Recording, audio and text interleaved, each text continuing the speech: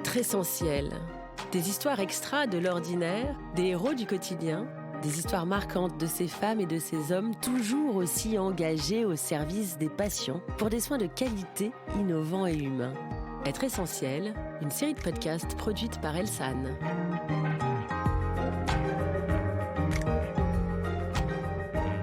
Aujourd'hui, je reçois Maria Lenabat, 31 ans, infirmière en RAC et spécialisée en stomathérapie à l'hôpital privé Océane, à Vannes. Elle va tout de suite nous expliquer sa spécialité. Bonjour Maria. Bonjour. Est-ce que vous pouvez nous dire ce qu'est votre métier et puis qu'est-ce qui se cache derrière l'acronyme RAAC, RAC ? Il y a deux choses différentes. La RAC, c'est la récupération améliorée après chirurgie. Concrètement, c'est des nouvelles procédures qui sont centrées autour du patient et qui permettent une récupération plus rapide après une chirurgie en permettant une anesthésie moins lourde et puis une mobilisation et une réalimentation plus précoce.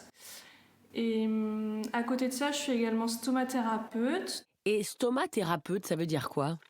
Alors, la stomathérapie, c'est une spécialité qui permet d'accompagner les patients stomisés. Donc concrètement, c'est des patients qui doivent subir une dérivation digestive ou urinaire dans le cadre notamment de cancer. Ils peuvent également souffrir de troubles de la continence et ou de poulet complexe. Et mon expertise permet un accompagnement tant technique que relationnel auprès de ces patients. Comment ça s'apprend, ça, d'ailleurs ? Vous faites ça tous les jours, mais nous, on ne connaît pas. Est-ce que vous pouvez nous raconter comment ça fonctionne ? Alors, en fait, c'est des patients, malheureusement, qui souffrent d'un cancer, qui doivent bénéficier d'une chirurgie et à qui on doit dériver les selles ou les urines sur le ventre. Ça nécessite la mise en place, une fois cette dérivation faite, d'un appareillage qui va recueillir les selles et les urines du patient sur son ventre. Et moi, mon métier, c'est d'accompagner ces patients pour trouver l'appareillage qui leur convient parfaitement et également les accompagner psychologiquement et éducativement pour qu'ils puissent gérer leurs soins ensuite à la maison. Et c'est ça qui vous a plu, c'est de pouvoir apporter un mieux-être pour ces patients ? Oui, tout à fait, d'être vraiment une personne ressource pour ces patients. Nous, au sein de l'établissement, il n'y a que moi qui suis spécialisée, donc du coup, ça me permet d'être la référente sur ce domaine-là. Il y a un vrai besoin au sein de notre établissement parce qu'on rencontre régulièrement en fait ce genre de pathologie. Quelles sont les qualités requises, vous diriez, Maria, pour faire votre métier ? Alors, ça demande pas mal d'autonomie, des bonnes capacités d'adaptation, tant d'un point de vue du timing, parfois un petit peu serré. Il faut s'adapter à chaque personnalité, au matériel. On peut aussi avoir des contraintes anatomiques liées à la chirurgie qui n'a pas pu se faire exactement comme on aurait souhaité. Il faut aussi avoir des bonnes capacités pour le travail d'équipe. Et puis forcément des compétences relationnelles avec les équipes et surtout les patients.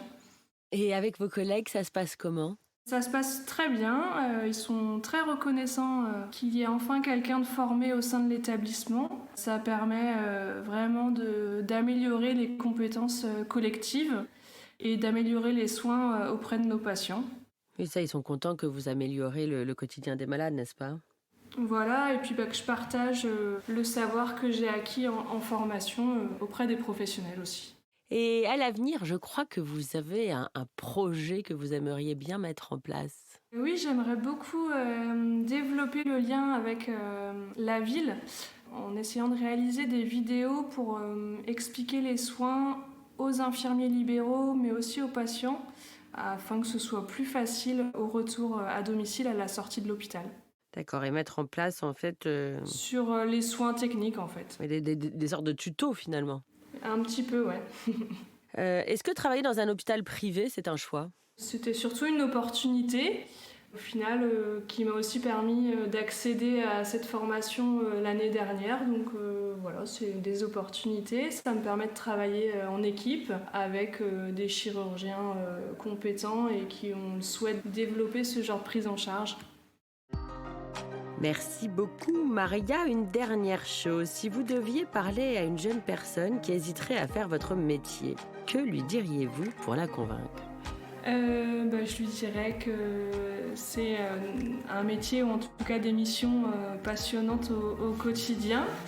Après, ça permet vraiment de donner un nouvel élan dans des soins, dans des accompagnements qu'on rencontre au quotidien. Et puis, ça permet d'avoir un petit peu plus peut-être de reconnaissance, d'être la personne experte sur ce domaine-là. Donc ce que vous lui diriez, c'est vas-y, fonce.